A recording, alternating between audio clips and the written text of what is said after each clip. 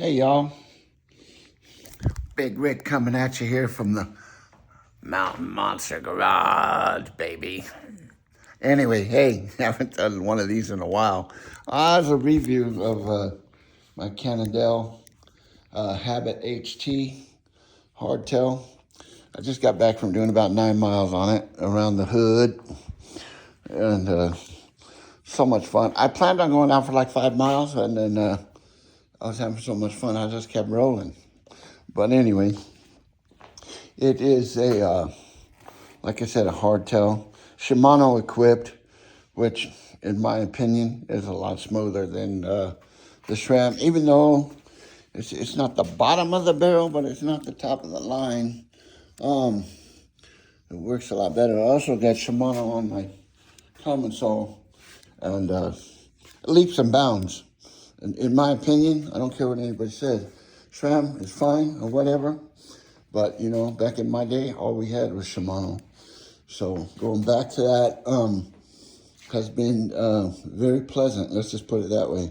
And it comes from the factory Shimano disc brakes, 200 millimeter in the front, 180 in the rear, plenty of stopping power. And then came factory with RockShox silver 35s, 35 millimeter sanction for 130 millimeter travel. I mean, I'm a pretty big dude, but I'm not a Red Bull rider, that's for sure. But I haven't really bottomed them out. I would like to go with a 150 on the front eventually, but this is working. So anyway, they got the Cannondale download dropper post, which has been great. I haven't had any complaints. It works great, plenty strong.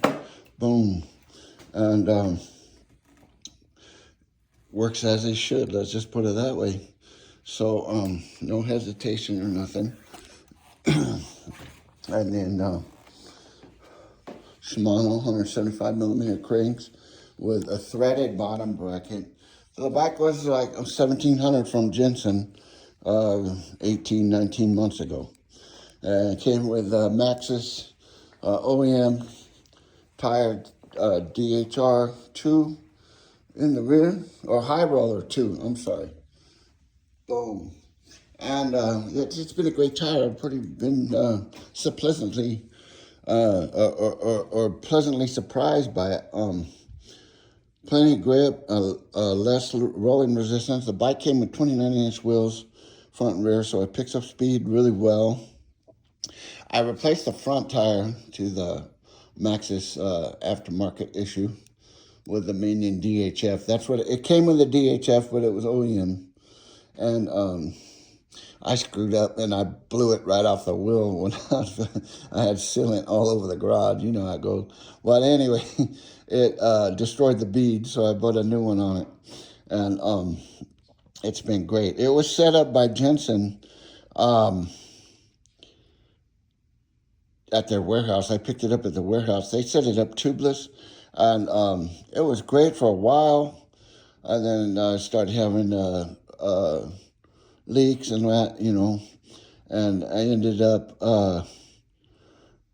it wasn't Jensen's fault. The WTB wheels, the wheel wrap that it come with, leaves something to be desired. Let's just say that, or it's just like any other factory bike, Specialized or anything else. The wheel wrap really isn't all that. But saying that though, like I said, it came with the WTB wheels and Shimano hubs. Been great, solid. And then I rewrapped the wheels myself with muck off wheel wrap and muck off sealant, and put in muck off stems. I have those in all my bikes. But anyway, it worked for me. So just a few upgrades to make it a little more personal. I had the turbine bars on it originally with the effects stem, 50 millimeter stem. I got it for like $59 on clearance. And it's been a great stem. I mean, it's a race face stem. What do you want me to say? And then put my own spacers in there, whatever. Here's the original Cannondale cap. Looks kind of cool. And then I ended up going with Race Face Atlas bars off of my Turbo Levo, which I sold.